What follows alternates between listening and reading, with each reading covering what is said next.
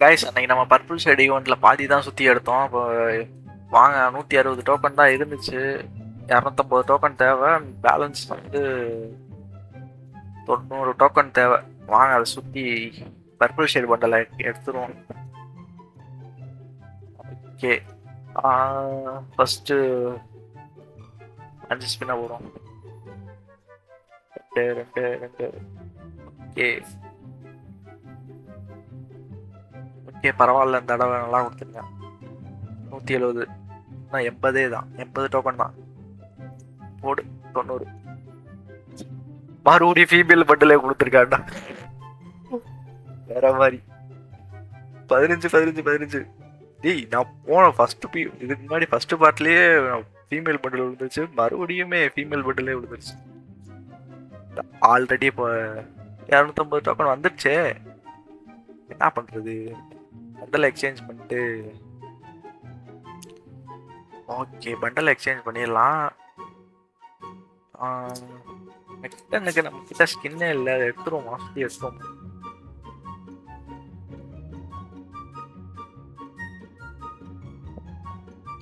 வேணாம், இருக்கட்டும்.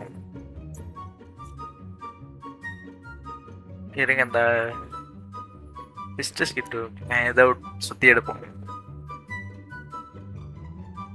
இல்லை, 2 ஸ்பின் பண்ணி பார்ப்போம் கிடைக்குதா இல்லையான்னு.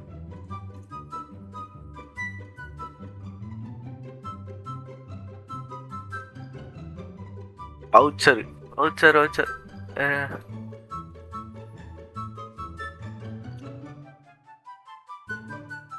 கரெக்டாரு.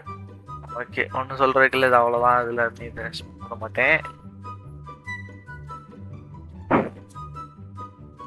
ஒரு ஸ்பின் பார்ப்போம். அவ்வளோதான் கைஸ், அவ்வளோதான். நம்ம மெயினாக வந்தது இந்த பண்டலுக்காண்டி தான். டோக்கன் ஆல்ரெடி வந்துருச்சு. ஃபீமேல் பண்டல் கொடுத்த ஃபீமேல் பண்டலே 2 தடவை கொடுத்தாங்க. இந்த ஃபீமேல் பண்டலே 2 தடவை கொடுத்தாங்க. இதுக்கு முன்னாடி சுத்தனப்பே கொடுத்தாங்க ஒரு தடவை, இப்பயே அதே கொடுத்துட்டாங்க. அதனால அந்த பண்டல் வந்து டோக்கனாக மாறிடுச்சு. ஓகே, சிரமமே இல்லை, ஈஸியாக எடுத்தாச்சு. கிளைம் பண்ணிடுவோமா? பண்ணியாச்சு.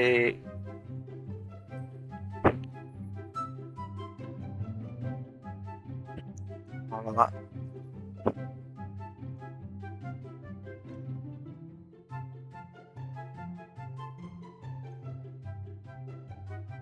அடுத்து என்ன? அடுத்து இருக்கு, டைமண்ட் இருக்கு. அடுத்து ஏதாவது ஈவெண்ட் வரட்டும். மெக்டன் நல்லா தான் இருக்கு. என்கிட்ட மெக்குக்கு ஸ்கின்னும் இல்லை. கிடையாது, இந்த பூயா பாஸ் தான் இருக்கு. கமாண்ட்ல சொல்லுங்க, இதை எடுப்புமா வேணாமான்னு சொல்லிட்டு. ஓகே, அடுத்த வீடியோவில் பார்ப்போம் கைஸ். லைக் பண்ணிட்டு, ஷேர் பண்ணிட்டு, சப்ஸ்கிரைப் பண்ணுங்கள். நம்ம அடுத்து டக்குன்னு 50 தாண்டினோடனே லைவ் போட ஆரம்பிச்சிடும்.